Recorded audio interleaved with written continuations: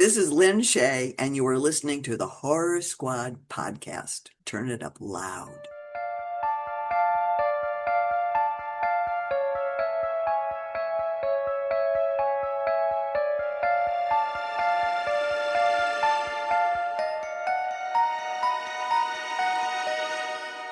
Hello, everyone, and welcome back to the Horror Squad podcast. This is episode number 415, where tonight we close out the year 2025 by looking back at the year, giving you our top 10 list, the ultimate top 10 list, along with some other things along the way, our awards. It's a fun episode. The best of 2025.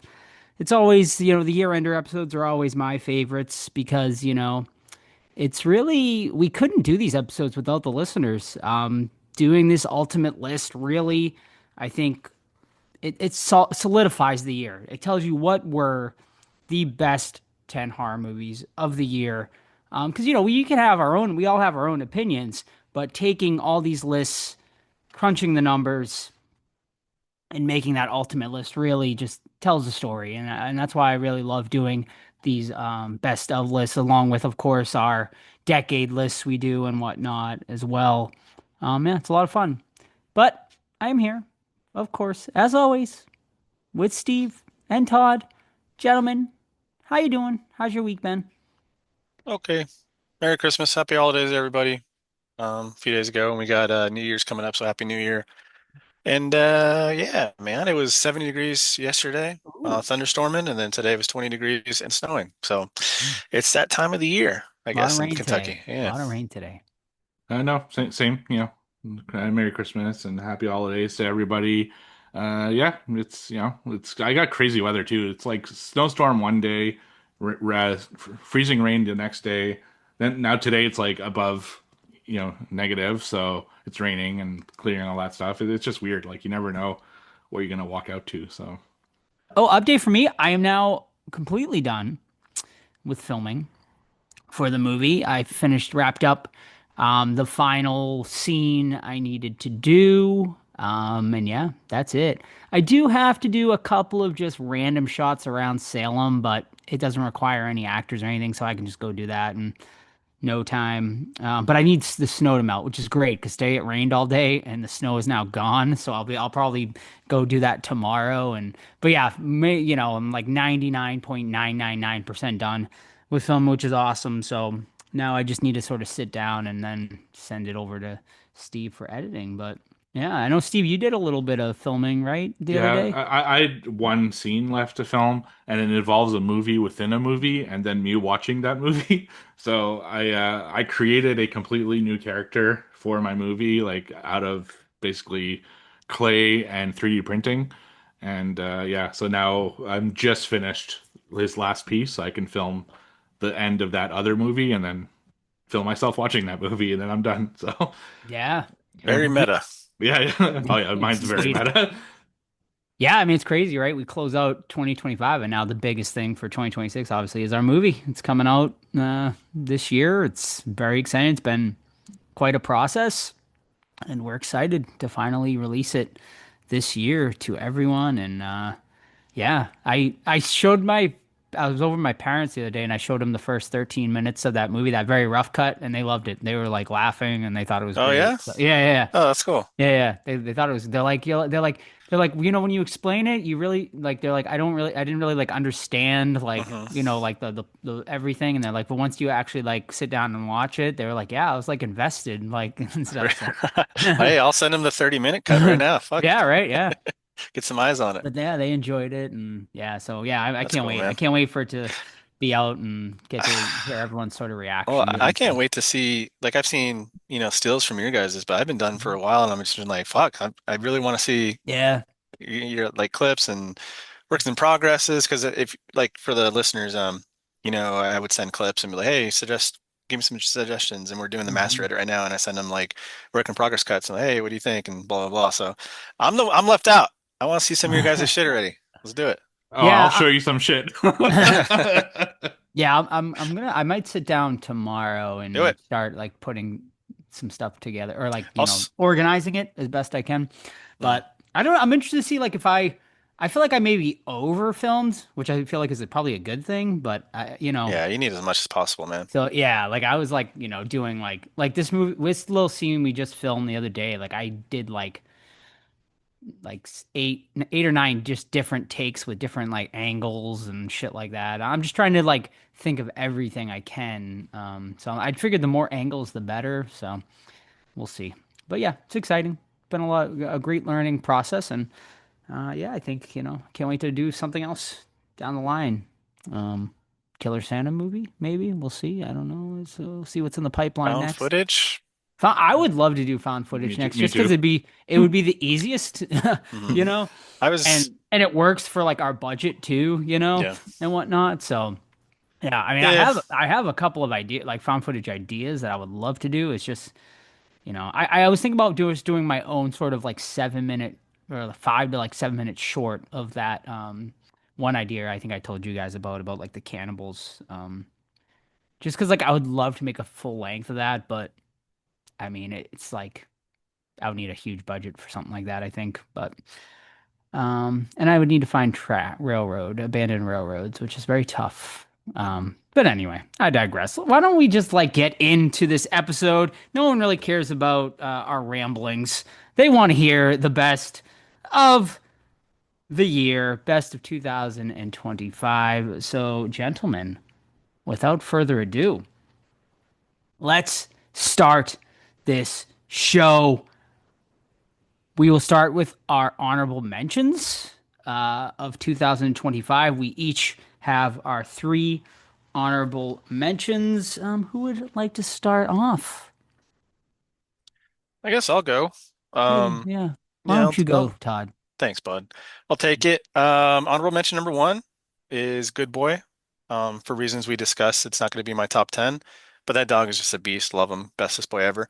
Number two, and these aren't in any order, uh, The Decedent, right? I fucking always think I'm pronouncing that one wrong. Love the indie aspect of it. Found footage was cool. I really like the setting. It's just missing a little something, something. But for Tubi Original, man, if this is what they're gonna be putting out, is it a Tubi Original or is it just picked up by them? I forget. I think this one is. Oh, it might be a to be original. Yeah, Okay. it might be. Well, if this is the content they're doing, then keep it up because this is really cool. And then my last honorable mention was Wolfman, and I mention it because I don't think it was a good film, but I thought it had really great little aspects to it. A scene that comes back to me a lot is when he first gets his powers of a wolf or whatever, and he hears like all these noises, and then we get to see what they are, and it's like a spider walking. I thought that was very clever. So that's my honorable mention. It's crazy that Lee Winnell didn't do a better job with that. I think it had a lot of studio interference, but yeah, those are my three honorable mentions. Alrighty. I'll go next. Honorable mention number one for me is maybe surprising, but I am gonna give it to Peter Pan's Neverland Nightmare because I have really disliked most of what's come out of this Pooniverse. I mean, it's very silly, very stupid, but I actually think Peter Pan Neverland Nightmare was a really like pretty good watch. Like I had so much fun watching it. It's actually like it was very dark. It took itself pretty seriously for a movie like that, and I think it's the best thing to come out of this sort of Pooniverse so far. So, is it a great movie?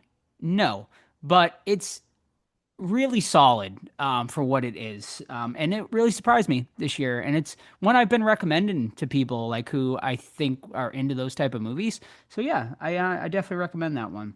Before you go, Yeah, that's actually 2 years in a row now that we have an honorable mention from the Poonaverse. nice. Todd put Winnie the Pooh Part Two there Hey, last I year. stand So, by it.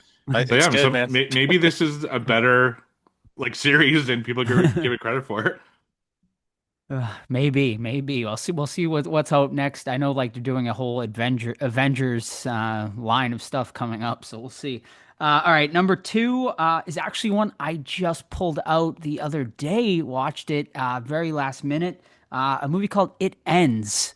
I'll talk about it more on like probably what watch next week, but this one was really interesting. It's a really unique premise. You can currently, I think the only way to watch it right now is Letterboxd video rental, which is very interesting. Um, Yeah, Letterboxd has a video store now where you can rent things. And I saw some people recommending this one, I think, in the Discord and stuff. So I was like, let me check this out. Sam and I both really enjoyed this one. I think Sam enjoyed it more than me, honestly. But it's really cool, really unique. I mean, for a movie about, the premise is basically like these kids end up on this road that sort of never ends.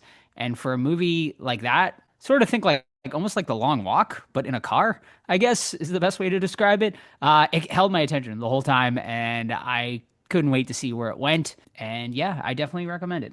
And Sorry, what was that title? I missed it. It ends. It ends. Got it. Yeah. And then my last one, this had I found it more horror, would have been in my top five easily. But I just found it to be more sci-fi than horror, and that is Begonia. Fantastic movie. It's right up there with, Poor Things, which is the director's other movie. He did some other stuff too. I just can't even think of it. He's a very good director though. Lobster. Yes. Also, Kinds of Kindness, which I've yet to see, but I heard that was very good as well. Yeah, which is the one with the key with Owen Farrell, Colin Farrell. There you go. He has Oh, like Colin Farrell in all of them, doesn't? Or no, a couple of them. yeah, Lobster and something else. But the other one he did was yeah. fun. Oh, Killing a Sacred Deer. Yeah, Killing Sacred Deer, which was Yeah, that was fantastic sick. as well. Yeah, and Begonia is no exception. Another just fantastic movie. I did see it made, I think, one or two people's lists that put it in there, but I think a lot of people just also didn't consider it horror enough.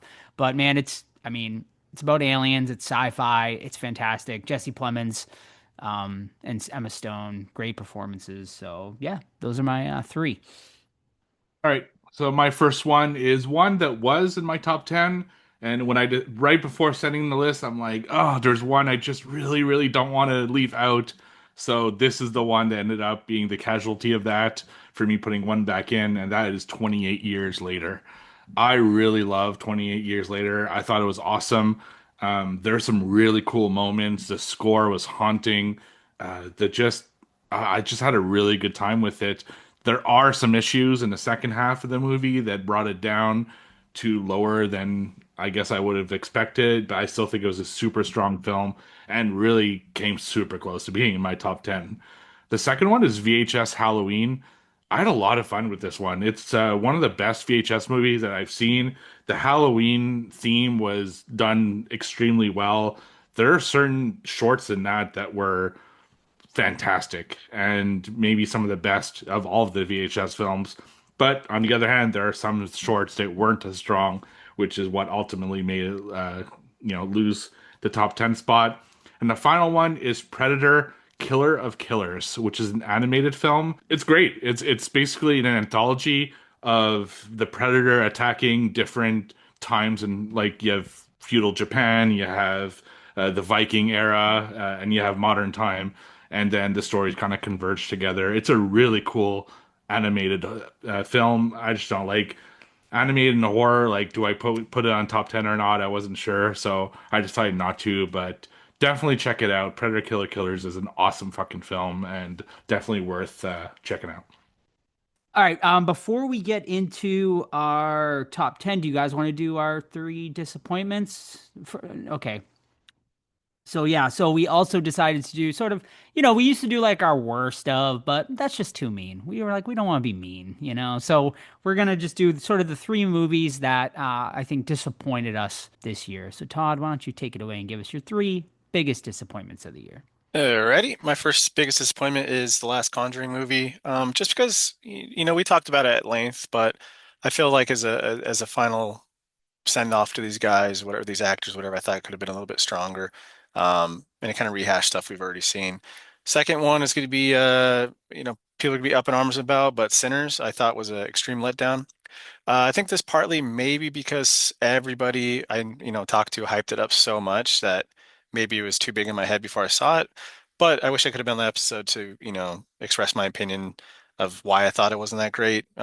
Mainly because they did the same thing over and over again. And I know you can talk about a long walk movie being the same exact thing for the whole movie. However, the plot points for Sinners was literally them trying to get in the entire film and just rinse and repeat.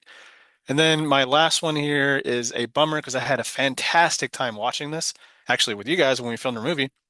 But that's Dangerous Animals because the performance from the male lead was freaking phenomenal. But the movie had a ton of problems. Some CGI that was just I don't even know how you prove that, as a filmmaker or whoever. Like you see that and like, let's just cut that completely. We don't need to have a fishing scene of PS2 graphics. And then we all agreed upon like the romance just not being realistic. It was no reason to have it. So Dangerous Animals, great premise, but just a very poor execution, unfortunately. So those are my three. Alrighty. My first one is going to be Fear Street Prom Queen, just because that first trilogy was just so good and entertaining. Like all three movies, I really enjoyed. And I feel like with a premise like of like a almost like a Carrie-esque like prom queen type scenario, they really dropped the ball. I feel like it was just so generic at the end of the day and completely forgettable. Like I almost forget like everything that happened in that movie already. I do remember there being like maybe a decent kill or two in there, but for the most part, I remember being very forgettable and very disappointing. I'm excited though to see what they do next with the Fear Street series. I think they could definitely right the ship. But yeah, for whatever reason, they just dropped the ball on that one. The next one I have is him. I was really looking forward to him, and I actually did see some people enjoyed it. I did see it make a couple people's lists on the ultimate list, but I was really let down by it. I just felt like with a like there's not really a lot of horror like sports horror themed movies out there, and I was like, oh man, they could really do something great with it, and ultimately I didn't like where this one went. It had some good performances, but I just wanted more out of it, and I was pretty let down. And then my last one probably will be a controversial one for most people. It's 28 years later. I just can't get behind the ending of that movie. I just the more I was discussing it actually, I think over Christmas with somebody, and it just really like I mean maybe they'll right the ship in the Bone Temple and explain some things or the other and but I just that ending just threw me off so much along with obviously like some other choices they made in the movie because I thought the first half of the movie was great with the father son aspect, and then I feel like that it just once they took that turn it just sort of just lost me. So yeah, I was disappointed, but I'm looking forward to seeing, what they do with the rest of the series, and I think they can right the ship. So we'll see. I'm going to recant something and replace Sinners with 28 Years Later because I completely forgot about how heartbroken I was over that film because it's my most anticipated and then it ended up stinking, in my opinion. So yeah. I have heard what the whole tracksuit thing was at the end of that movie, and it does make sense. So they explain it apparently at the beginning of Bone Temple. So at least you'll have that closure as to what was going on there. So my three, the first one was mentioned by Joe, and that is Fear Street Prom Queen. I agree, it's totally forgettable. The first three, the ones that were dated with years, were really awesome, and it was a lot of fun.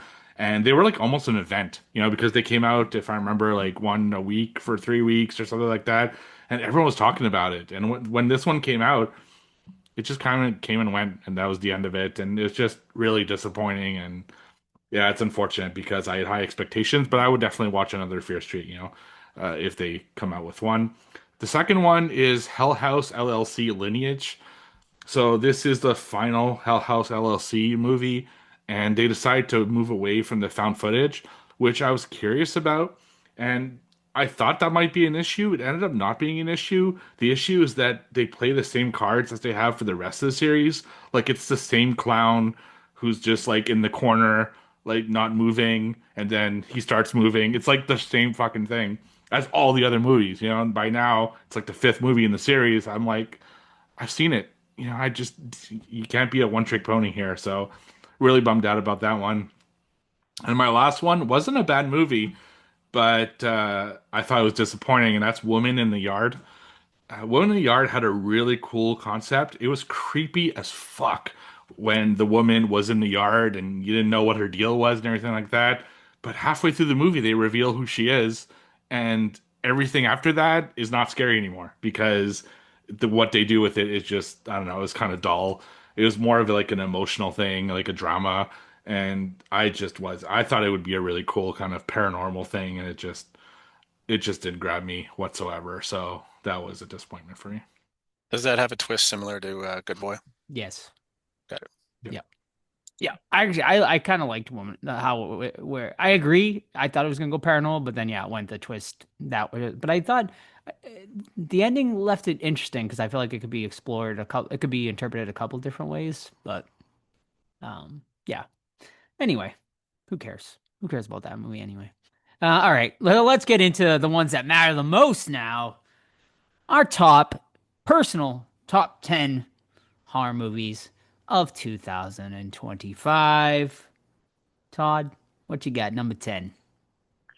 All right. I mean, for starters, I one of the few. I don't think the 2025 was that strong of a year personally. I do have some like top threes, top four, yeah, top fives are I think fantastic, but I think I kind of struggled with the end of it here. And my first one here is a 3.5 out of five. Number 10 coming in with Together. We reviewed this one and we went through pretty in depth into it. My issue with it is that ending still sucks, man. Like no matter where I like place it or think about it, it's just not good. When you have like the whole story and the whole climax of the film leading up to that point, just leave it there, like we discussed. Just leave it at that. Let the audience leave it in for the audience to interpret for themselves. Instead, we get this goofy ass fucking person standing there. So, there's some issues aside in the film that don't make sense, like how the fuck did they not get out of the cave and so on and so on. Why are they still together? He's a fucking loser. But at the end of the day, I think Together is a pretty solid film, and it was a nice state movie too. So Together in at number 10. Alrighty.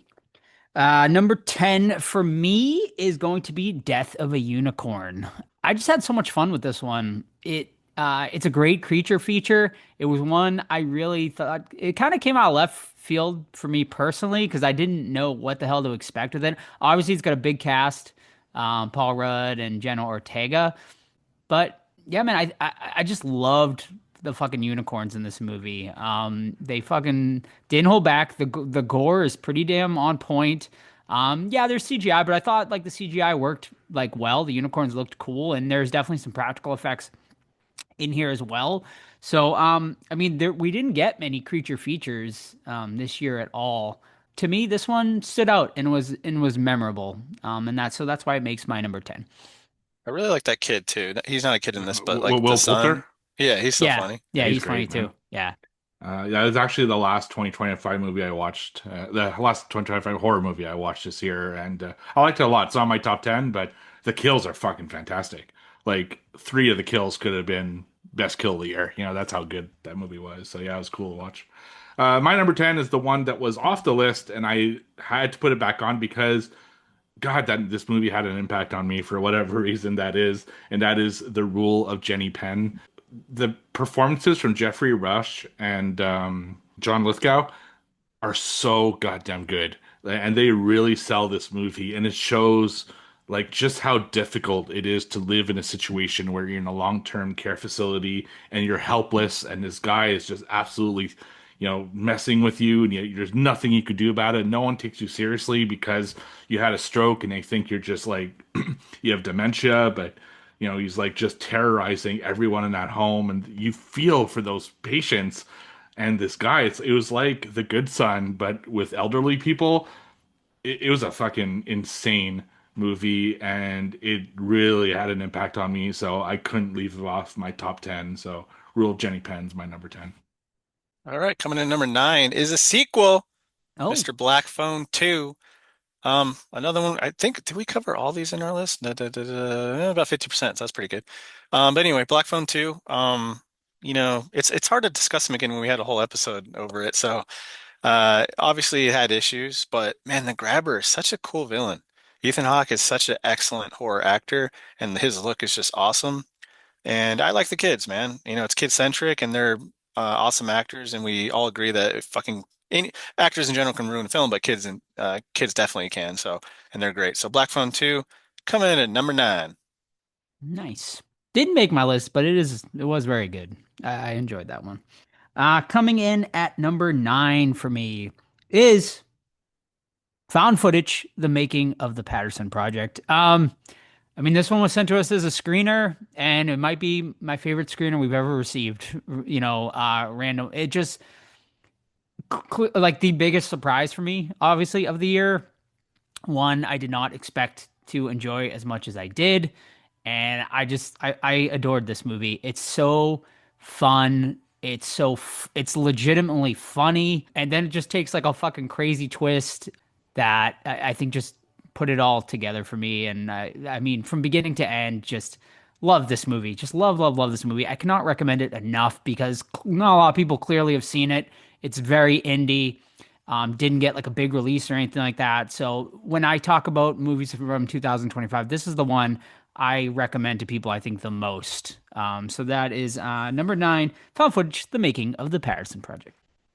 All right, my number 9 has my runner-up for most memorable moment of the year. Just lost out to something else, which I'll give in the awards, and that is Final Destination: Bloodlines. I thought this would just be another sequel, just kind of paint by the numbers sequel, but I actually had a really good time watching this. The kills are crazy.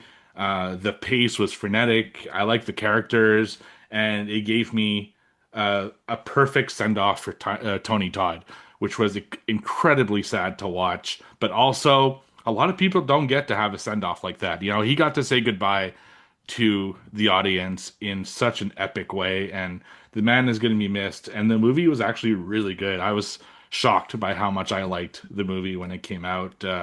Some epic fucking kills in this. Like really, really, they went above and beyond. I was just watching the other day how they did the kill in the trash compactor, and so like really cool the way they did and everything like that. So all practical. I loved it. Final Destination Bloodlines is my number 9. Number 8. My number 8. Steve's number 9. Final Destination Bloodlines, and he stole every single one of my talking points. So I'll just say that I've had a blast looking at the behind the scenes footage. Steve mentioned the trash compactor kill, which the making of when I see how they did it, it still gives me like, oh, like I don't know, it's just so effective how they did it. And then they showed I watched the scene how they filmed the backyard kind of massacre thing, how everything just little things lead up to big things and like a lawnmower, and it's just fucking great. So I love that they went practical with most of this stuff. Obviously, you can't fucking film a tower collapsing, whatever, but that's what CGI is actually for. And then that sweet moment where that piece of shit kid gets a piano dropped on him, it's fucking hilarious. So number 8, Final Destination, was that part 6 now for them? I think so. Around there. Yeah, I think 6. Yeah, sure. Why not? Okay. All right. Coming in at number 8 for me is going to be VHS Halloween. Man, this movie was just so much fun. And you never know what you're gonna get out of the VHS franchise. Some better than others, but man, I think they knocked it out of the park with this one. And you better, right? When you're making one called VHS Halloween, that should be one that you should knock out of the park, and I think they did. I loved every single one of the shorts in this one. I don't think there was a bad one out of the bunch. Some clearly were better than others, but I didn't dislike one of them. And yeah, man, I just had so much fun from beginning to end. And it is one I could see myself watching every single Halloween to sort of get in the spirit. So that's VHS Halloween, number 8. Nice. My number 8 is a movie I talked about, I think, last week on What Watch, and that is The Elixir, which is an Indonesian zombie film.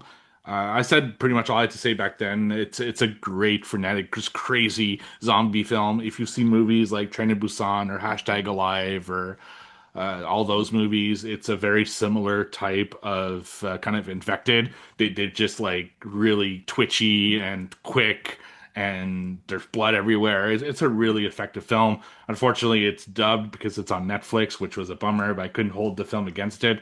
And my one big complaint is that I found the characters stupid.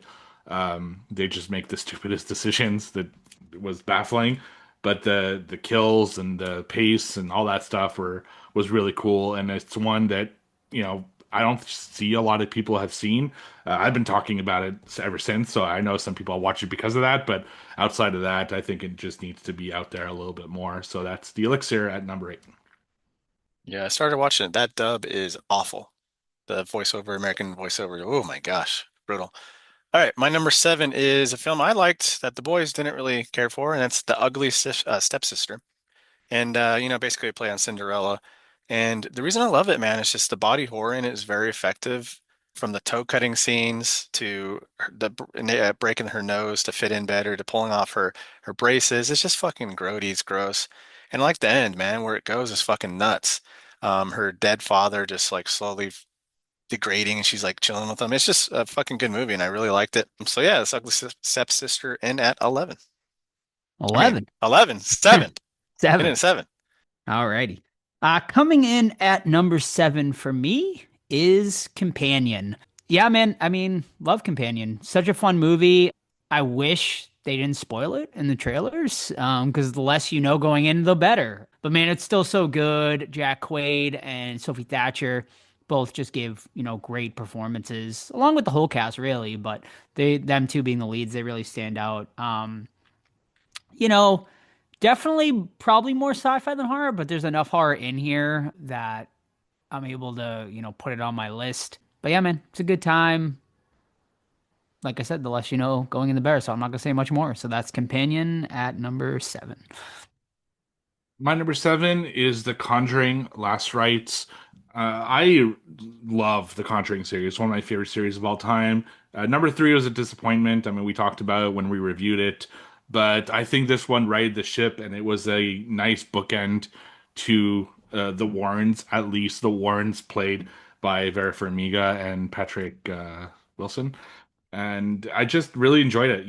It wasn't on par with the first two, but it was really solid anyways, and I just really liked it. Other than a few goofy moments, including a gigantic Annabelle doll and stuff like that. I thought it was a solid film, and it just showed why I love this series and why I really enjoyed watching the fictional Warrens on screen. So that's The Conjuring Last Rites at number seven. All right, number 6 coming in, I think was Joe's 8, and that's VHS Halloween. Like Joe talked about, man, these VHS movies are hit or miss. There's some fucking awful, awful ones in this series, but this one fucking kicked ass, man. Especially that final segment where he has a home haunt. My gosh, awesome setting, awesome kills.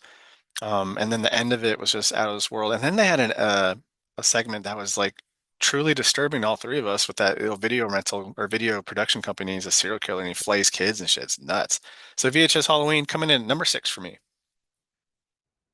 Nice. Coming in at number 6 for me. I feel like I'm probably gonna be the only one maybe with this one on the list, but it is Bring Her Back. This one was the follow up from the directors who did Talk to Me, and yeah, man, overall I really enjoyed this one. Just an amazing performance from Sally Hawkins, who is actually my runner up for Best Actress of the Year. She carries this film. Really, just great performance. It would have been higher on my list, but I feel like it needed a little more explanation. I would have preferred. But man, there's some just really memorable scenes in this movie. Actually, you'll hear about it again once we get to our awards, but really solid. Not as good as Talk to Me, but really solid follow up. And it's number 6. Nice. My number six might also be one that I might be the only one with on my list, and that is Predator Badlands. The Disney era of Predator has been nothing short of amazing to me. We've had Prey, we've had Predator Killer of Killers, which I talked about on my honorable mentions, and now we got Predator Badlands. This one was cool in the sense that it didn't have human characters. It was just the Yotai and the like the robots basically from Weyland-Yutani, and it was really fucking cool to see them battle each other out. And they go to the most dangerous planet in the universe, and there's a far shot at one point when they first get to the planet where you can spot in the background like 20 things that can kill them, and it's just absolutely amazing to see the main character. He's one of the predators, and it was fucking awesome. And it's just, I love this movie so goddamn much. I understand some people might think it's more sci-fi than horror, but given the amount of kills and everything like that, and the fact that it's a lot of like deadly creatures, I thought it was horror enough. So I put on my list, and that's why I put six, Predator Badlands. Yeah, definitely can't wait to see that one. Yeah, I haven't seen it yet, so I'm excited too. All Top right, five, top. baby. Let's get it started here. I think this is Joe's nine or something, but the found footage, the Yes. making of the Patterson Project. What a out of left field movie this was, man. First of all, Bigfoot, love Bigfoot, and these guys are going out there to make a Bigfoot movie, dude. And honestly, in a horror movie, the horror aspect is the weakest, which we've discussed before. The making of the film was just hilarious, man. The dude that plays, he's pretending to be, oh my gosh, what's the actor's name? Oh, Alan Rickman, was Alan it? Rickman. That whole scene is just hilarious. The lead actor not being able to shoot a camera, so the director has to literally have him sit on his lap so he can hold the camera is so funny. It's just so charming. We just made our movie together and we had so much fun, and these guys are having a blast, and it just reminded me of that. So, yeah, if you can watch this one, I think it's maybe for free on Prime, not exactly sure, but yeah, do yourself a favor, go watch it. That's number five, found footage, the making of the Patterson Project. Yeah, it's a gem. All right, coming in at number five for me is going to be Together, which I think Todd already had it on his. Yeah, man, I this one's so good. The body horror is really what stands out, obviously, in this one. And just I really like the story too. I like sort of like how we got into like the cult aspects with it. Great performances by obviously Dave Franco and Alison Brie. And yeah, man, the ending didn't kill it for me like it did you, Todd. Did I love I don't think I agree. I don't think they needed to show it. It was a little goofy, but it didn't ruin it for me personally. I just everything that came before it was just great. That it didn't ruin Sans 28 years later. Talking about that ending ruined it for me. This ending did not ruin it for me. And yeah, it's top for me. It's top five worthy. So that's Together at number five. My number five was mentioned by Joe previously, and that is Companion. I unfortunately was not on the episode where you guys reviewed it, but I remember loving hearing your review while I was coming back from vacation. And yeah, it's just a really solid movie. I had an idea of what the movie was about before watching it, just because I don't remember where I heard the spoiler, but it didn't really ruin the experience for me because it still had twists and turns I didn't see coming. Great performances all around, some cool kills. Sophie Thatcher is fantastic in this film, and huge surprise to see Matt from the Video Garage, which is a TikToker I follow who just reviews VHS movies. He was like in one of the final scenes, which was so fucking cool to see. And yeah, I thought the movie was awesome, and people should check it out. Like Joe said, if you somehow didn't hear what the movie's about, even better, but I don't think it would necessarily ruin your experience because it is a very solid film. So Companion at number five. All right, my number four, Steve's number five, Companion. Yeah, it was spoiled for me pretty hard. I pushed play on the stream and it had it in the description what the biggest twist of the movie is. So fuck you, whoever wrote that, you son of a bitch. But yeah, like Steve mentioned, Joe mentioned already, the acting's awesome. Twists and turns are cool, and I really like how it keeps escalating too. Like something always keeps going wrong. Like their plan, okay, our plan's fixed, and then a wrinkle gets into it. Now they have to bring more and more people into it, more victims into it. So, Companion in at number four. But also, man, if you don't know the twist, just please close your eyes, push play, don't read anything, and just watch. Mhm. Alrighty, coming in at number four for me is I think another one that will probably only be on my list, and that is Good Boy. I loved Good Boy so much. You know, I think if you're an animal lover, how can you not at least get some enjoyment out of this one? Indy just I this one I just found to be so endearing because of like sort of like all the behind the scenes stuff too, with just like the filmmaker filming it in his own house and just like using his own dog, and it was just like really just like amazing filmmaking.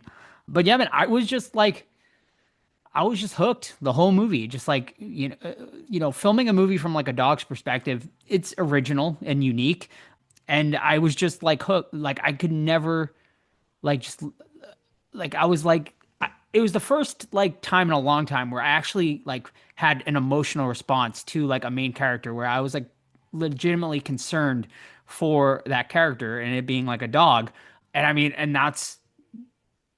like is why it makes my, top five. It's my number four is because of that like emotional, attachment I had to it. And that just to me speaks volumes to this movie. So that's Good Boy in at number four. My number four is Guillermo del Toro's Frankenstein. This movie is just incredible in a lot of ways. Visually, the the effects are fantastic, the performances are fantastic, and there's a lot of stuff that I love about it. It was a bit overly long. There are some plot points in it I think they could have cut out, in my opinion, but I was just in for this entire adventure that he was sending us on, and Jacob Elordi as Frankenstein's monster was just so fucking good. You know, you could feel his emotions under all that crazy makeup.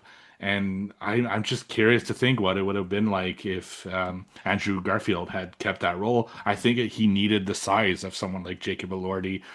He felt like a monster, but he had such a like good heart behind him. It was just, yeah, the movie is incredible, and I can't wait for them to put it out on 4K because I think it's also beautifully shot and everything like that. So Guillermo del Toro's Frankenstein is my number four. All right, top three time. Number three is The Rule of Jenny Penn. Face value, man. A movie about an older dude with a hand puppet um, terrorizing people. Sounds dumb, but like, gosh, man, I felt so bad for this entire retirement home because John Lithgow is such a piece of shit, and he plays this character so well that you just hate him, man. And the whole aspect of the doll too is just fucking gross. Like, it makes you lick its asshole. It's fucking, what the fuck are you doing, man? This John Lithgow is demented. His performance is off the chain. Jeffrey Rush as the judge, he was this all-powerful dude, and he has a stroke, and now he's feeble, and he can't even defend himself from this asshole and this ex-star rugby player, bigger than life, and now he's just a feeble old man scared of this piece of shit. And it's just like, it's very sad to think like, a group that's at risk, like elderly people, it can be abused, and it happens, unfortunately. And to watch a movie like this from a horse perspective is pretty effective. So, and I kept thinking about it a lot too because it really affected me. So, The Rule of Jenny Penn in at number three. All righty. Coming in at number three for me, you just heard a minute ago, Guillermo del Toro's Frankenstein. Man, visual delight, visual masterpiece. And I didn't even see this movie in theaters. I mean, if I saw it in theaters, it maybe even would have been higher. But I loved this telling of Frankenstein. Maybe my favorite telling, quite honestly, just amazing from beginning to end. And sure, it was a little long, but man, I was just never bored. I was just always just, hooked. Honestly, it was probably maybe my biggest surprise of the year. I did not expect to like it as much as I did. I was definitely not anticipating a top three, but I probably should have from Guillermo. Guillermo del Toro is just such a fantastic director. But man, he just, I think he knocked it out of the park with this telling. And yeah, I mean, Oscar Isaac and Jacob Elordi, just great performances by both of them. And yeah, man, this is fantastic. I just can't say enough about it. Beautiful movie. Frankenstein at number three. All right, my number three is The Long Walk. It's a movie about people who walk. That's the whole movie. It's just people walking. On paper, I don't know how this works as a movie. I remember when they said they were adapting it, I was like, I don't know how the fuck they're gonna adapt this. It's a weird one. But holy shit, I was in and I was just hooked. I felt for every single person as they were being knocked out of the long walk, and the two main actors, they sold it. I was rooting for them so much, and there are like little rivalries that happen, and it was just crazy. It was like almost like one of those movies that are all in the same location, but it wasn't because they're walking, but it felt that way because they were like always within the same group, and it was beyond what I ever expected this film would be. They did a fantastic job. I think the end could have been a little bit better, but outside of that, this movie is goddamn amazing, and I loved it. So, The Long Walk at number three. All right, coming in number two for me is the movie that was number one for the longest time, and it's Weapons, man. Weapons is a fucking banger, dude. The villain is excellent. The story, I loved it. The town we talked about feels alive because everyone's just present, you know? And it's crazy because this is an example of like casting done right because we had The Wolfman early in the year with the same lead actress, it didn't work. But in Weapons, she nails it, right? And I also like seeing the same story just from different perspectives, and this plays out really nicely. The way Gladys just appears, she's just fucking gross. And then the ending was just a blast. So that's number two at Weapons. Yeah. A fine choice, Todd, because Oh, Weapons is also my number let's two. go. Yeah, for all the things you just said, Todd, it is just the story great, just great storytelling. Zach Kreger, maybe the best horror director going right now. Definitely, one of the best interesting directors go voices of horror right now. I cannot wait to see what he does next. This movie definitely, I mean, Barbarian was fantastic, and then this movie just solidified him. And I just cannot wait to see what he does next. Obviously, Amy Madigan being thrown out there as potential Oscar nominated, actress for horror. I mean, this has been a great year. I mean, you get 3 or 4 movies that potentially could be nominated for Oscars this year. And that's extremely impressive. And it's great to see Weapons getting the love it so rightfully deserves. So Weapons at number 2.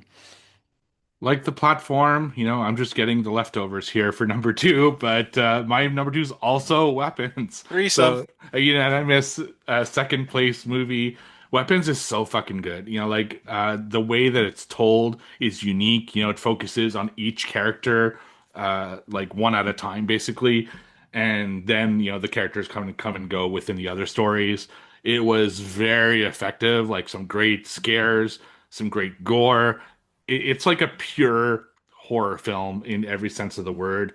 It's got great performances all around. Aunt Gladys is like, a new just horror icon. Like, obviously she's not like a, Mount Rushmore icon or anything. She's just in one movie, but for a single movie, her and very little, she isn't in it all that much. Her little role has such a huge impact, and I loved the shit out of this movie. And on another year, this would have easily been number one. And I thought about it, I hemmed and hawed about one and two all year round, but yeah, number two, Weapons, fantastic movie. All right. Number Drum roll, one. please. Number one is The Long Walk, my only five-star film of recent memory. Yeah, it's not a secret. I love the book, and I was like very on the fence of how they're going to do this. It was deemed unfilmable just because what Steve said. But yeah, they fucking killed it, man. Like you fall in love with these guys and their struggles, and like only one guy can win at the end of the day, and there's 50 dudes walking, so 49 are gonna die. So you're just like, fuck, man. Like, okay, that guy's not the main character, but he's a sweet kid. He's gonna fucking die, and you have to watch it happen. It's not just off screen. A lot of times, it's just brutal in your face, getting run over by half track, shot in the face, things like that. And yeah, The Long Walk just nailed it. I was emotionally invested with these characters, and I still haven't watched the home release because me and Lionsgate are having a feud. But other than that, I loved it. So Long Walk is number one for me. Hmm. Yeah, I mean, A Long Walk did not make my list, but it was a great movie. So I cannot fault anyone for having it. It was very good. And number 1 for me is Sinners. I went back and forth between Weapons and Sinners and even Frankenstein for a minute, honestly. Any of these movies could have been my number 1. But what really I think sold Sinners for me was, well, a couple of scenes in particular, which we'll talk about later, when we get into awards. But man, there was like it was easily my favorite theater watch of the year. It was just a feast for me at the time when I watched it. I was like, man, this movie's fucking great. I think the fact it's very From Dusk Till Dawnish helps a lot because I fucking love that movie as well. And yeah, man, it's just great filmmaking. The first hour really is barely horror, and I just was never bored. Like I just was in like even like that first hour of just sort of them, Michael B. Jordan's characters sort of going around town, getting stuff together. I mean, it was just great, just great stuff. And I think what also sold this to me as my number one is when I saw the trailer for this, I was like, this movie looks fucking bad. Like I was like, this does not even look like something I want to see. And then I saw all of the sort of buzz around now. I was like, well, I guess I gotta go see it now. And it fucking completely reversed my thought of like after the trailer. Which I still think the trailer wasn't that great if you go and watch that first trailer. But man, I mean, yeah. I mean, I fucking love Sinners. I rewatched it, and to me, it was still fantastic, even on a rewatch at home. And so that's kind of what solidified it to being my best horror movie of 2025. Yeah. My number one, no surprise, is also Sinners. I had the same internal battle as I did, as Joe did. And what sold it is, yeah, my theater experience, even as I was watching it, even halfway through before the horror really kicked in, and I kept thinking about that. I'm like, this is a horror movie, I know. So I wonder where this is coming in. I felt like I was watching something important. It just exudes that confidence, and the way it was filmed and the way it was written and the way it was scored and who's in it and the performances, it just felt like I was watching something really special, and it delivered in every which way. I was floored at how good this movie was. It was culturally important. It has a great message. It touches on today's issues, but you're using like a historical context, and also vampires, because that's ultimately what the horror part is. And it was fucking crazy once we got to the vampire part. And yeah, this movie was just special in a way that the other movies were just lacking. So that's why I gave it my number one. All righty. Excellent, gentlemen. Excellent. Great top 10 lists from all of us. But now, I believe it is time for what the rest of the community has to say about this as we get into our ultimate top 10 list of 2025. If you've never listened to the show before, or if you've never listened to a best of, what we do is we ask our listeners, we ask fellow horror podcasters, we ask actors, we ask journalists, we ask them, give us your top 10. And what we do is I then, take all of your lists. This year we had 32 total lists.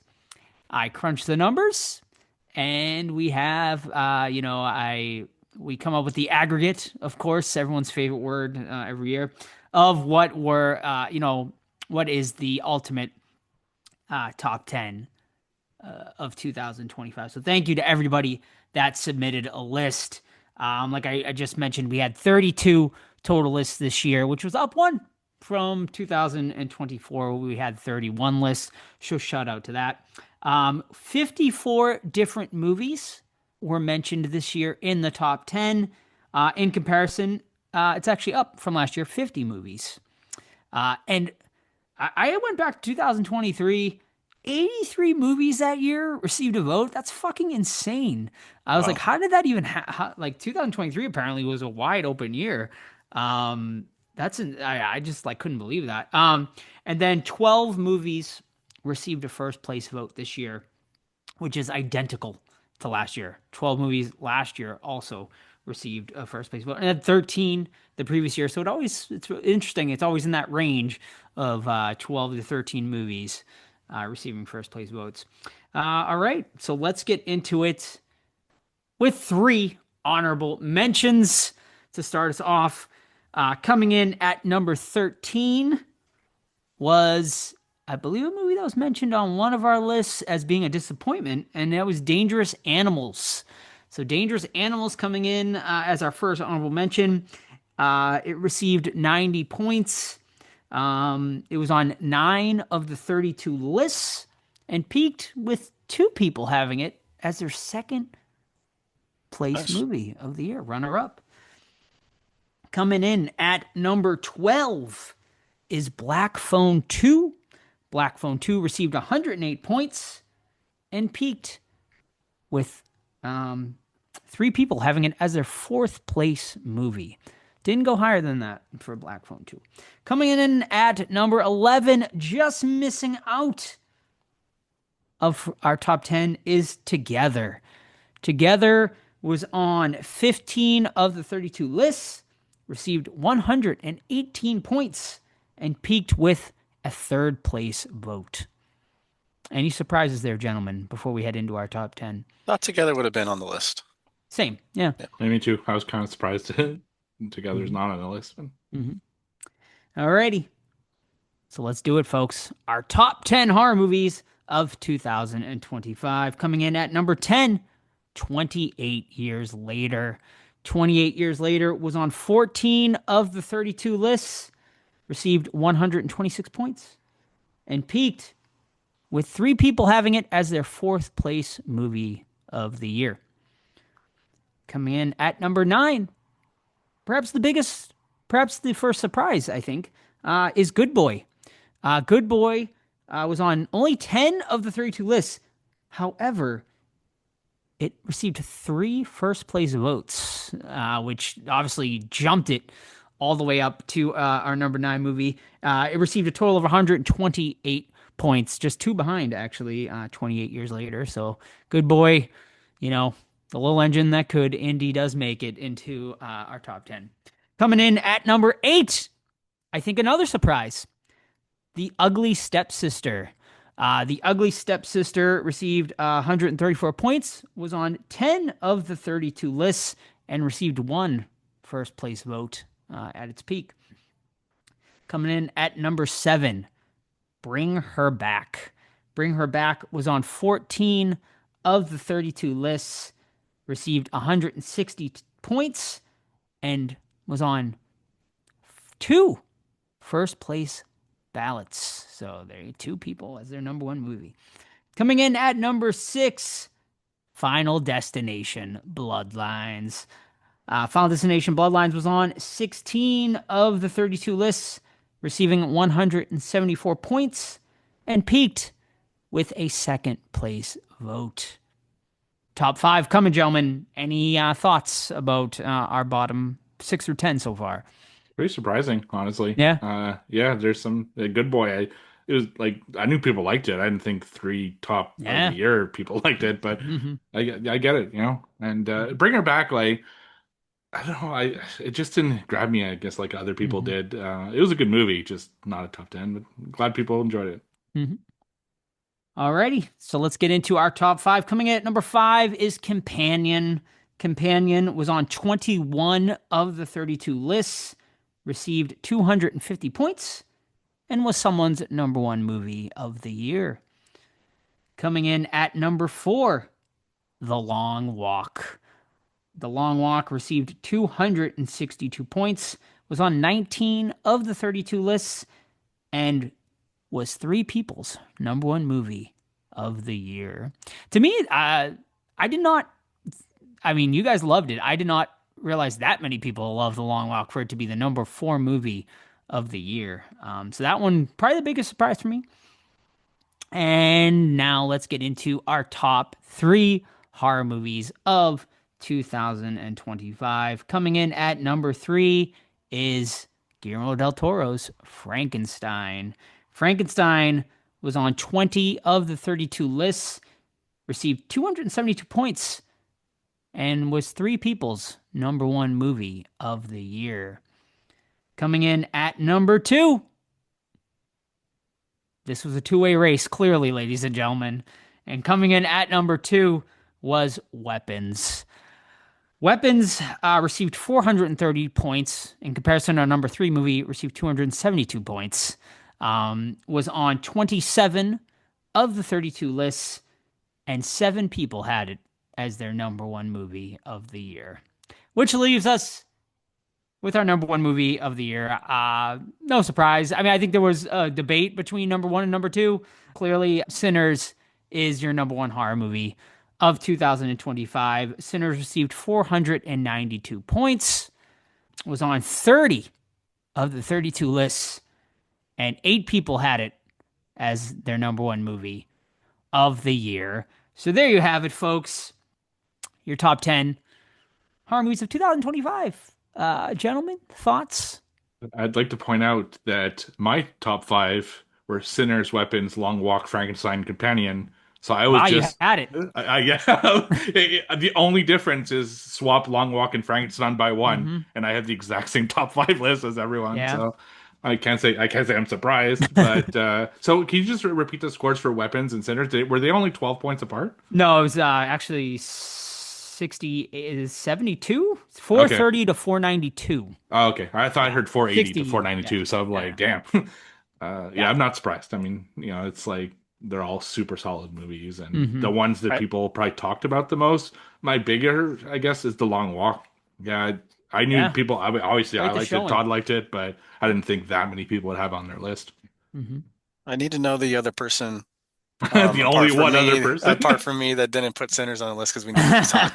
I'll Because have. everyone fucking loves it. I can't say anything about it to anybody without everyone to be like, "Well, you do like Sinners?" So like, hit me up. Which I think I have a guess who it was. So I I honestly can't remember. I'd have to go back, but think his name rhymes with Barrick, if I had to guess. I can't remember if Eric had it on there or not. I feel like he had it from what I remember. I feel like, but it was low. I But think it he had could. number You might 10. be I right. think he talked about it on Yeah. the Discord. Really? So Yeah, it was close. Alright. I think it just made it for him. But yeah, I think Frankenstein also a bit of a surprise to have it as Yeah. top three. Just because It's um fucking 3 hours long, came man. out recently, it was long, and but it shouldn't be a surprise. Like I said with Del Toro, I guess, and everything. But yeah, man, a solid year. If we want to look back at 2024's top five and compare and contrast real quick, and see what year I guess you thought was better. Let's see. I got it right here. Last year's top five, Ultimate, The Substance, Late Night with the Devil, Nosferatu, Strange Darling, and Long Legs. Mm, I think I liked 2024 overall better. I Hmm. not necessarily like I didn't like Long Legs that much, but I actually Strange give Darling, I like. 2025 a better list. This to me. You like 2025 is better? Yeah. I think Sinners, Weapons, and Frankenstein's is probably stronger top three. But I mean, The Substance, come on. I Yeah. mean, Substance. I'd still put The Substance as probably the best movie between those 2 years. Me too. But yeah, man, another a solid year. I would say Sinners and Weapons alone, clearly, I think just fucking proves that horror is strong right now, and we'll see. Any like kind of obscure recommendations you got from people's lists that I'm always interested Sure. in. I always find like some gem like the year after Yeah. because of that. Well, I'll say some movies I guess that didn't fare well. The Wolfman, was only I think on one person's list this year, and that's considering how Invisible Man was a top Right. 10. The year it came out, and Wolfman just completely shit the bed. I think The Conjuring not being on even an honorable mention. It was on a D. It did do a fair share. It was on one, two, three, four, five, six. It was on 10 people's lists. I mean, not a horrible showing. But I think it's surprising that it didn't fare better. Found footage wasn't on many. It was on our three lists, and then two other people had it on their list. So one movie that fared better than I expected it to was The Rule of Jenny Penn, and that's thanks to Todd having it so high. But it was on five people's lists. Just didn't hear a lot of people talking about that. But as far as like really obscure ones, well, Queen of the Dead made it on someone's list. I have yet to see That it. just But, came out like 2 weeks yeah. ago. So A that's movie called George Romero's daughter, Tina Romero, that made Mhm. it. So this could be the one you were talking about that you're this was someone had as their number one movie, The Undertone. Is this the festival movie, yes, Steve? yeah, I think it Okay. might be even be the A24 festival movie. Okay. If I looked it up after that person sent me the Mhm. list and one to look out for 2026 because Sure. yeah, it seems to be coming out Q1 of Yep. 2026. I will say It Ends was someone's number one movie of the year. So that's one I would definitely recommend checking out. Two, here was a surprise. Silent Night, Deadly Night remake was on two people's lists, and one person had it as their number three movie of the entire year. Dead Talent Society was on a couple people's lists and pretty high. I think it's an Asian horror movie based No, on what I on saw. on Netflix. I wanted to watch it, but think kind of life got in the way in the last week. I hear it's Mhm. really cool. Alrighty. What else we got? This one shocked me. I Know What You Did Last Summer, someone's number two movie of 2025. It did make two people's lists. So they weren't the only one that was loving I Know What You Did Last Summer Yeah, this year. all I'm gonna say, if we had a worst of the year list, it would have been on mine, but we don't. So it wasn't even a disappointment. I just had no hmm expectations, and it was. Ugh. Here's one, Bone Lake. That was someone's number four movie of the year. One I don't think any of us have seen, so might be one to check out. I mean, the title pretty funny. We'll see. What else we got here? Night of the Reaper is one I've never heard of, and that was on someone's list. A movie called Match as well was made a list, which I had never heard of. The Surrender, another one I've never heard of, was on someone's list. And I think as far as like obscure, that's probably it. Begonia did make Oh, someone's list. I think it was Kate, mm. our listener, and she had it very high. She's the only one that put it on the list. But like I said, I mean, definitely recommend that one. I Uh, just I watch Match. okay. It's very close to Barbarian. Oh, okay. It's worth checking. It's actually another To Be original. So Hmm. they're actually getting better. I'm gonna give them props. They're starting to get better, those To Be originals. hmm Here's some ones that had decent showings, but just didn't get enough high ratings. But The Monkey was on quite a lot of lists, but all very lower top 10. Also, Until Dawn as well. Actually, Until Dawn was someone's number one movie of the year. So that was one of the first place one. Also, Clown in a Cornfield with a okay enough showing. Was someone's number three movie of the year. And then just a bunch of one-offs, prom. Some people, two people that actually did have Prom Queen, Fear Street Prom Queen in their top 10. And yeah.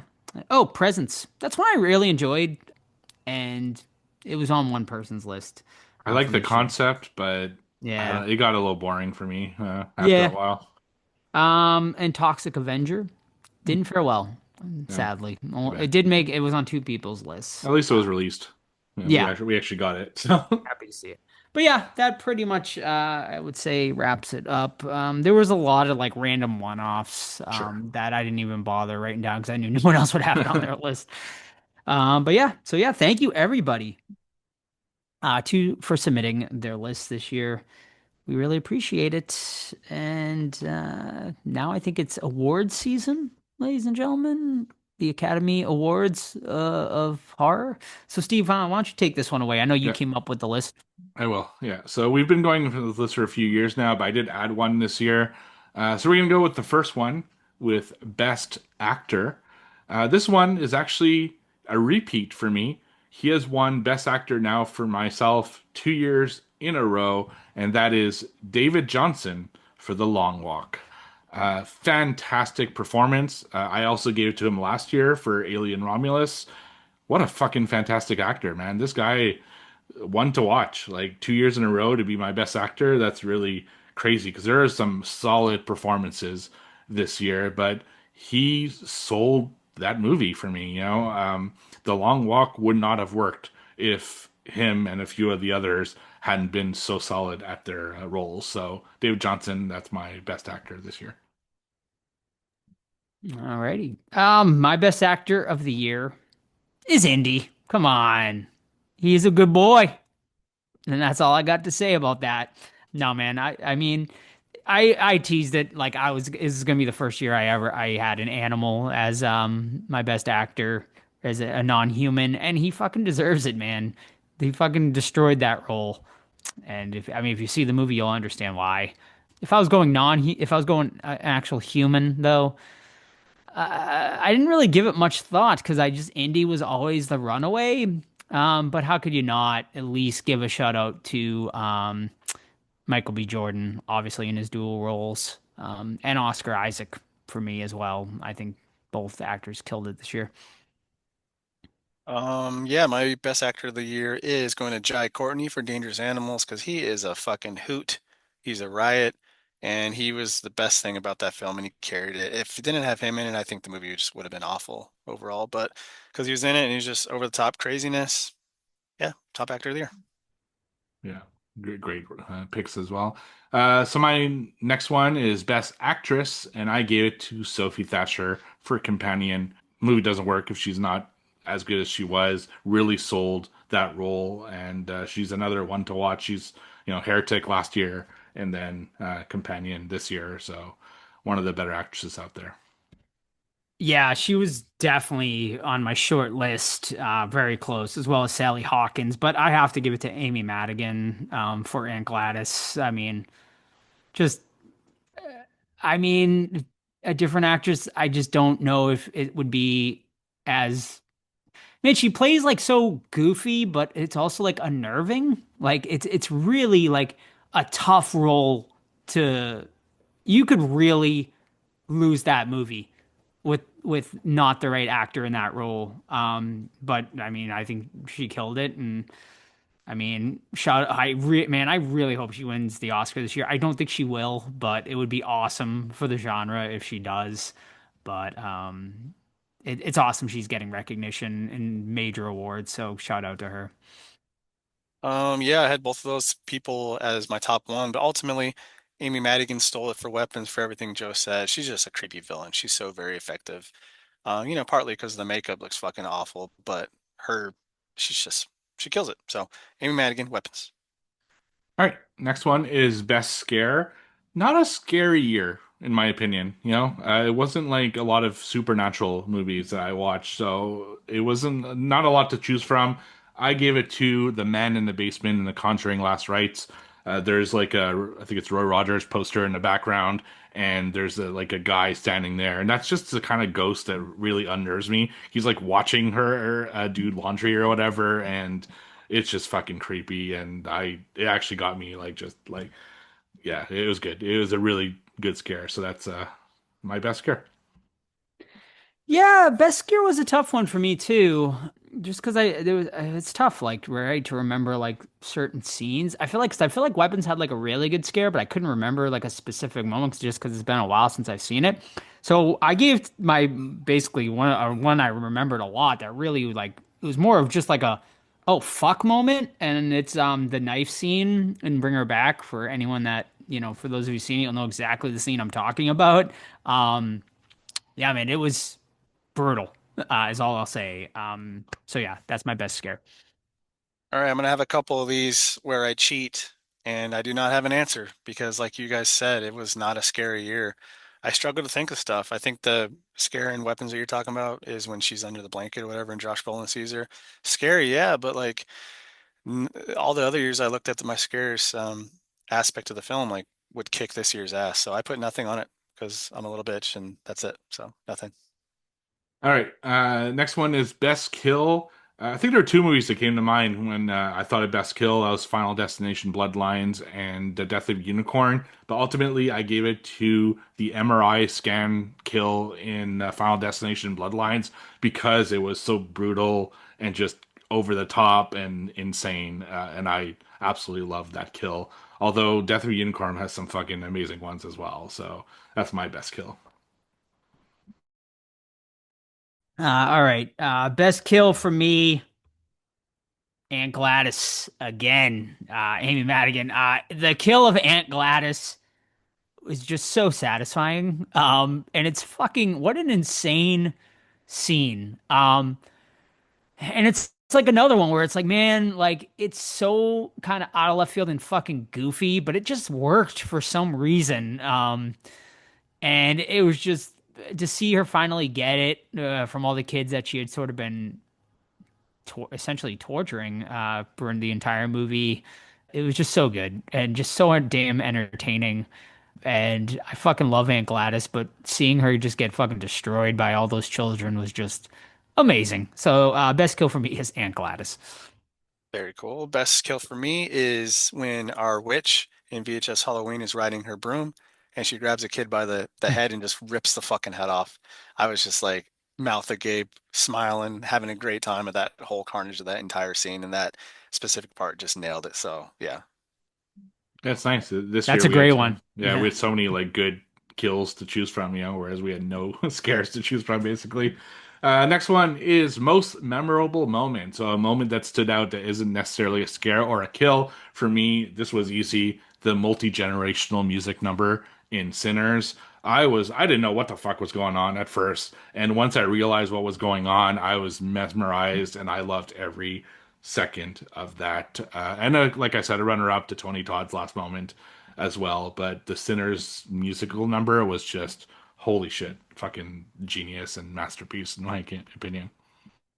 Agreed. It's also my I put evolution of music. But yeah, it was, man, like it just like that was when that scene in particular was when I was like, this movie is something special. It's just something, it was just so well done, so damn good. And also my other memorable, like my number two was the scene with them doing the fucking jig like outside in Sinners as well. Like those are like those two moments like were just so good. But yeah, I mean that evolution of music scene to me was just fucking amazing. Masterclass in filmmaking. Man, I don't think I saw the same movies everyone else did. Jeez. My most memorable moment is your guys, or at least Joe's favorite kill, maybe Steve's as well. But yeah, I'm glad it's getting fucking torn apart, man. I saw it in the theater and everyone was just like cheering and laughing and just having a great time because that scene comes out of nowhere. Her getting chased down and just fucking dismembered and pulled apart by her victims was just that's one of the top moments of this year for me for horror. Yeah. All right, biggest surprise film of the year. I always go for one that I didn't mention so far because I just want to give it an honorable mention, and that was Until Dawn. I'd heard so many bad things about it, and I watched it really late in the year that I went in expecting just the worst movie ever. And I played the game too, so it's not like that was an excuse. I actually really enjoyed it. It's not like a top 10, it wasn't even an honorable mention, but I think people should at least check it out. I mean, someone had it as their top film of the year, which is crazy. And yeah, I thought it was a ton of fun and at least worth checking out, in my opinion. Yeah, yeah. Biggest surprise, like, obviously I would say found footage clearly as biggest surprise, but we mentioned it a few times. So I'm gonna give it I'm gonna throw it another rec and it's a movie called The Home with Pete Davidson. Man, if I think Todd and Steve, like the fact you guys like Jenny Penn so much, it's very on the same idea of Jenny Penn, but the ending is what makes this movie. The ending is absolute batshit crazy, and I fucking loved it for that. It starts a little rough, but man, I think it really finds its footing. And a lot of people didn't seem to like this one, but for whatever reason, it hit me the right way, and I ended up really enjoying that one. And it's one of my I think biggest surprises too of this year, just because I thought it was going to be terrible, and I ended up having a ton of fun with it. So that's The Home. Can I combine biggest surprise and most obscure recommendation into one and cheat a little Sure. bit? Yeah. Sure. All right, let's go into found footage because not only was I surprised because, like someone mentioned, we know, some of the screens we get aren't the best quality. But this one, hilarious, fun, spooky, bloody. Um, so that's my big surprise. I liked it so much based on the reason we had it. And then obviously most obscure recommendation because I think only us had it on our list. Maybe a couple others did, but it definitely doesn't have a wide following. So if you can find it, watch it. Yeah. So the next one is obscure recommendation. I would give it to The Decedent, which Todd had put it. I don't remember if it was honorable mention or on the list. I think honorable mention. It's just like it's not like the best movie, but it just shows that like a small indie movie can still be pretty cool. It was just a cool idea. It was a good execution. It gets crazier and crazier as the movie goes, and it stars Andrew Bowser, who I love. We had him on the podcast last year, I think, and it's a good little movie. So I recommend people check it out. And since someone mentioned it before, Match, not the best movie, but it's got a very kind of barbarian type story, and it goes to places that would shock you. One scene in particular, I was like, "Fuck!" Like they went there, damn. So that's yeah, and that's saying something. I watch a lot of shit. It has surprised even me. So Match and The Decedent are two that I would say is obscure recommendations. Nice. I mean, yeah, man. I mean, most obscure. obviously found footage deserves its fucking roses that we've been giving it this entire episode. I think the directors need to like give us some money or something like that for the amount of fucking promo we've been giving this movie. But no, seriously, I'm just gonna throw out a different one. It's not really an obscure movie, but I heard no one really talk about this movie, and it has massive actors in it. And that movie is called Opus, with John Malkovich and Ao. I'll always butcher her name, uh, but from The Bear, amongst many other things. Such a fun movie, so good. If you're into cult stuff, I definitely recommend it. Yeah, Opus, yeah, I don't know. It's just like middle to me, but Mhm. John Malkovach's performance Mm. and yeah, and her performance were really good and really sold the movie. Like John Malkovich just goes for it in this one. Mhm. It's hilarious. I was expecting something more like Midsommar, and it just kind of fizzled out, Mm. unfortunately, in the second half. All right, next one is 2026 most anticipated. So last year I gave it to 28 years later, which just missed out my top 10. Next year, hopefully this will be a contender, and that is Ready or Not 2. Mm. I'm really looking forward to this one. We saw the trailer and it looks fucking fantastic. Now, how can they kind of build on the last one? I don't know. It felt more like a one and done type movie, so I'm really curious. But what I've seen so far of it, it seems to do that and more. So I'm super anticipating it. So Ready or Not Part 2 is my most anticipated. Yeah, I didn't do a lot of research, so I really just the first movie that kind of popped in my head and Scream 7. You know, I'm very interested to see what they do. Obviously, like them firing Melissa Barrera and rehiring Nev Campbell and sort of announcing that they're bringing back all of these old legacy characters. I mean, we'll see what happens. I don't know if it's going to be good or bad, but I thought I really enjoyed Scream 6. I probably enjoyed it the most out of the three of us. So I thought they were starting to head in the right direction. And now we're going to see if them firing Melissa Barrera was a huge mistake or was a good decision. So we'll find out. All right, my most anticipated is a one that I'm super pumped for because I just read the book this year, and that book is called Incidents Around the House, and this one is called Other Mommy, and it's produced by Mr. James Wan, directed by Rob Savage of Hmm. The Host, whatever the fuck it's called. And basically, the plot is this young girl has a ghost living in her closet that she calls Other Mommy, and it comes out and talks to her and shit, and it has nefarious intentions. And we follow along as the Other Mommy tries to do what she wants to do, and I'll leave it at that. So, I mean, come on, big names: Rob Savage, James Wan, Jessica Chastain's playing the mother of the girl. So I'm looking forward to it. Don't forget that Rob Savage also did Dash Cam. Oh no! Yeah. Well, he can bounce back. He can bounce back. That Let's that hope. that that premise is giving me vibes of that fucking movie that had Homelander in it there, where the kid's talking to someone in the Cobweb. wall. Cobweb, yeah. Yeah, So Oh yeah, yeah, that was fucking goddamn. That was a scare that was a good like one. type I love that movie. movie. Yeah. Yeah, that was awesome. Yeah, I think you guys both had it in your top 10 last year, didn't Yep, you? for sure. Yeah. 2 years I think ago. mine was top five. 2 years ago, whenever it Yeah, I was. think Yeah. so. Yeah. Mhm. All right. Next one, best podcast episode. So, which podcast episode did you appreciate the most? For me, it was episode 367, which was our triple thing episode where we did Hmm. Thing from Another World, The Thing, John Carpenter's The Thing, and then the Thing prequel from 2011. I just really appreciated going through those movies. It was really interesting to talk about where the Thing Carpenter's version is the one that obviously everyone loves and talks about. So it's cool to go back and see like the first one and then go into the which I thought was a surprising prequel with the 2011 version. And we just had some great discussions about what worked, what didn't work, and of course we got to geek over, John Carpenter's The Thing, which is a masterpiece. So I fucking love that episode. I think we should do like maybe one or two a year where we take a one or two, three movies at the most, and kind of do the different like evolution of them. But this was a lot of fun. I loved it. Hmm. Yeah, I have two. I'm going to cheat a little. Number one, I have episode 368, which was Ghost Watch with Austin.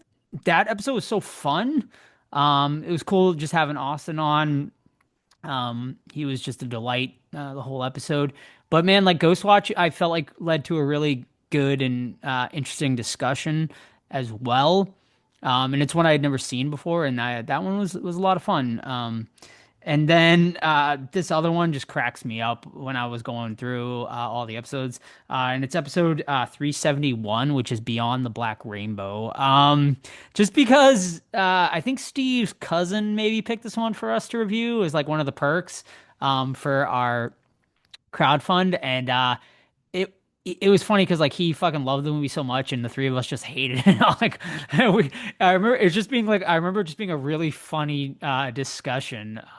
So yeah, those are my two. Yeah, I was looking at that one because it's funny. All of our picks are in like the same kind of 10 to 15 episode frame, and mine is the Donnie Darko 376 because I Mm. always appreciate when a film has enough substance for us to really get into it and Mhm. get into like the nitty-gritty of the shit, and that film has a ton of layers to it. Kind of similar to Edward Scissorhands. That was my runner-up that we just did because it has a lot of funky shit that we're able to like pick out and be like, hey, I know everyone like thinks this is sweet, but this is also very fucking weird, about the sexual assault against Edward, things like that. So it's always nice to have a movie where we can actually like discuss in depth and go through all like the ins and outs of the film. So I'll go with the Donnie Darko, but follow up is Edward Scissorhands. Yeah, and speaking of Austin, I meant to mention this earlier, but great dude. He joined our Discord, and something that we do every once in a while now is we play VR together. And we were up to a group of seven like a couple nights ago, and it was so much fun, dude. Like we have so much fun, and that's one of the many reasons why you should join our Discord. Is we have movie club, of course, which every month, and now we have VR sessions, and we do all sorts of stuff in there. So that was a great time. So shout out to Austin. He just joined the VR club now that he got his machine for Christmas. So great to hear from him. So now we go to best interview. This was an easy one for me. It was Lin Shaye.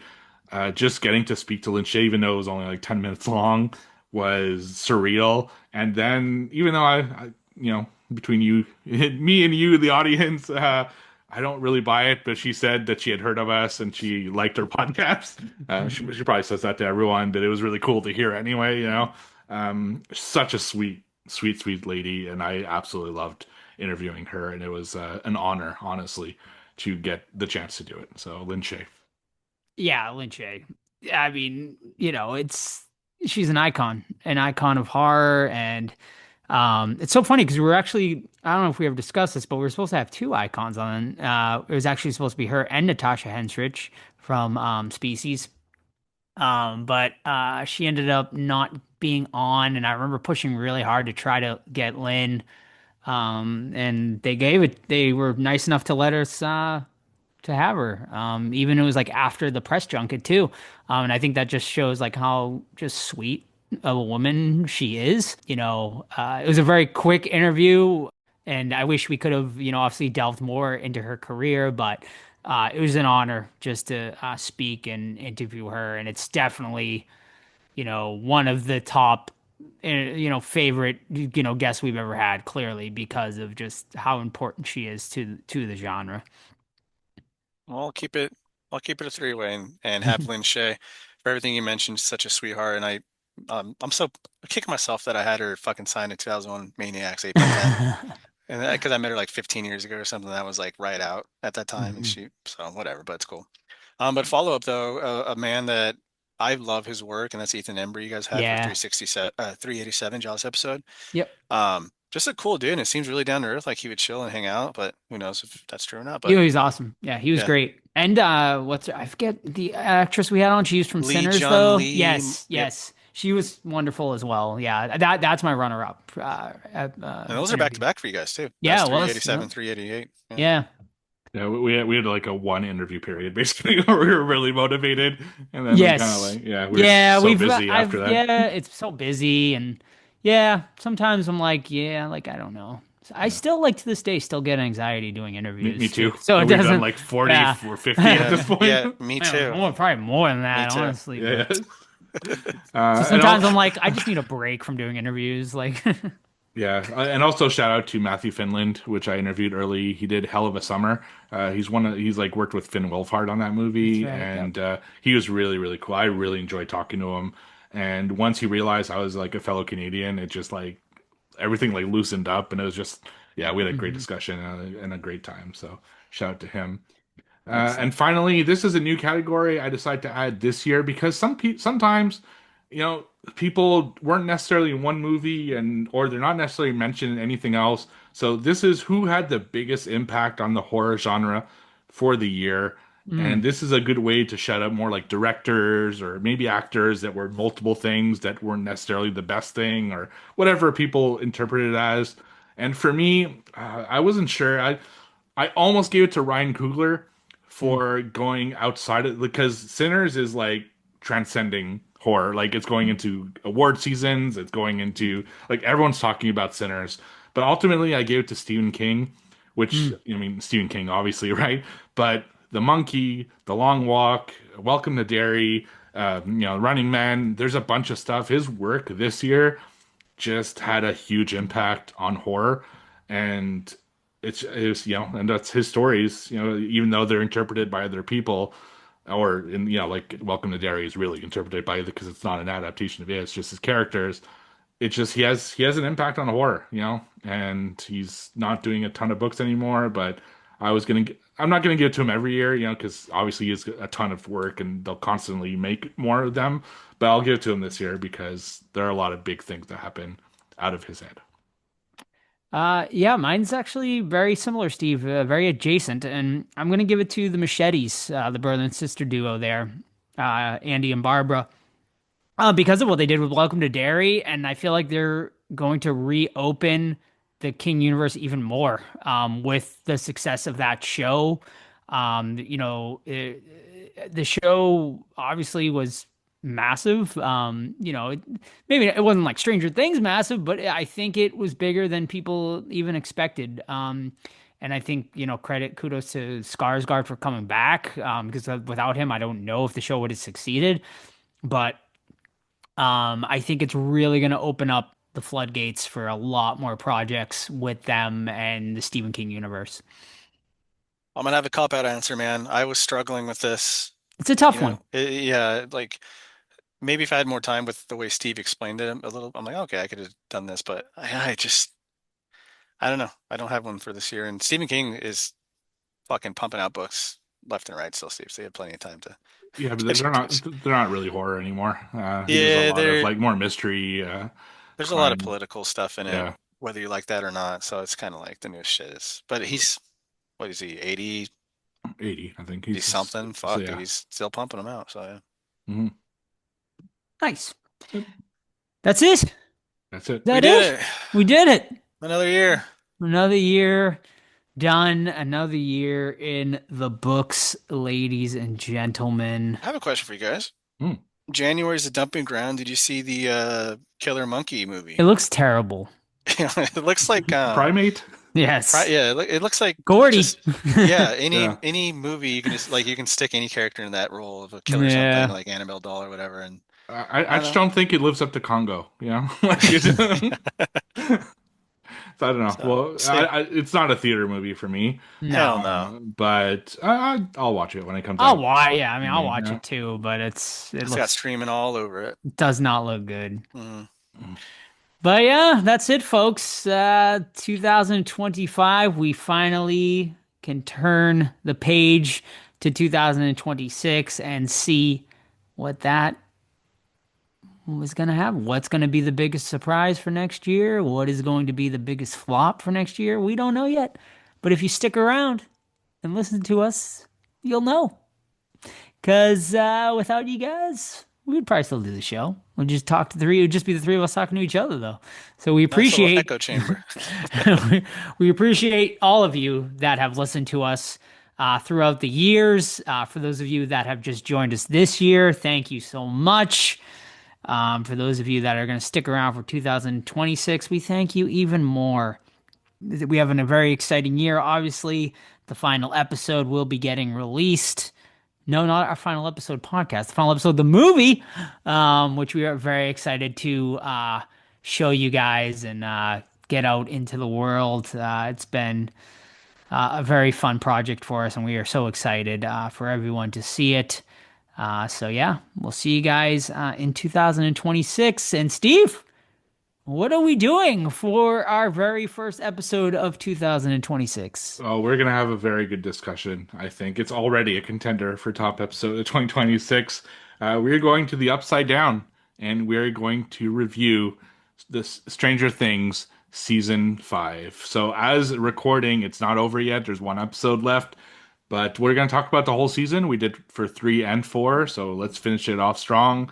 And I have a lot of thoughts already, and it's not even over. So, depending on Yes. how they stick the landing, it could, sway my opinion one way or the other, but we'll see. It'll be a fun discussion regardless, I think. Oh yeah, We'll it's see. already been a fun discussion. Yeah. Yeah, we've been discussing it offline, and it's a lot of thoughts, Yeah. I would say. The internet's been going insane, They've been going clearly. nuts. One way, both ways, really. Lots of good memes though. There's a lot of great memes out there. Eleven's lip filler I've seen has been a Yeah. big contention this season. I saw Um, one with I can't spoil anything. Never mind. We'll wait till the Yeah. end of. Yeah, we'll wait. But yeah, you got time, folks. Of course, the first 7 episodes have already been released, and episode 8 is releasing the day this episode drops, or like the day before, It's New or Year's whatever? Eve or New New Year's Year's Day, Eve. one of the two. Okay. Yeah. So yeah, so it was probably all out the day this episode releases, so you can Yeah. watch it all. Be ready, do a nice binge, and get ready for our discussion as Stranger Things comes to an end. 10 years in the making or whatever. The kids are now 50, but it finally is going to end. And we'll see. Did they do a good job? Well, we'll find out for next week. In the meantime, you can keep up the podcast, Facebook, Twitter, Instagram, Threads. Just search the Horror Squad Podcast. You can email us anytime, the Horror Squad Podcast at gmail.com. But your New Year's resolution, if you haven't already joined, is to join our Discord. Totally and completely free to join. Movie Club hosted every single month over there by Steve. Steve, what's going on with the Movie Club? We're going to have a vote soon over what movies we're going to watch in January. I always wait till the month has started because a lot of things leave streaming at the end of the month. So I want to make sure it is streamable. And the 2 movies we're going to do, one is going to be Winter Theme and the other one is going to be Giallo. So Nice. that'll be the 2 votes. So go on our Discord and I'll have a vote for that up very soon. Okay. My New Year's resolution is to join at least 2 movie clubs. I think it was 0 in 2025, 2026. I'm going to try to do 2. But we're gonna have to move it to a Saturday if I can make it. But maybe we can try to plan that out. And try to do some movie clubs with you guys. How do you join movie club? Just join the Discord. There's a movie club channel. Steve will post the link in there the night the movie club happens, and you just hit that Zoom link, and you're there with all your fellow listeners. And Steve plays the movie, and it's a fun time had by all. So join it. But Discord's amazing. A ton of channels to sift through. I think we're like 20 plus now channels over there where people are talking everything horror and non-horror. So join the Discord. Also, don't forget, leave us a 5-star review on your favorite podcast app. It was great to see you guys showing us your Spotify Wraps this year. It was great seeing people being our, the top podcasts and, top, most listened to and stuff. So that was awesome. We appreciate all of you guys for sending that over. And yeah. Merch, tpublic.com, the Horror Squad Podcast. We have 4 or 5 designs to choose from on just about everything. T-shirts, coffee mugs, hoodies, fanny packs. Fucking, they got everything over there. Thongs, maybe one day. We'll see. But yeah, that's linked over on our Instagram. And yeah, that's it, folks. So we'll see you next week for Stranger Things Season 5 finale. See ya. Bye. Bye.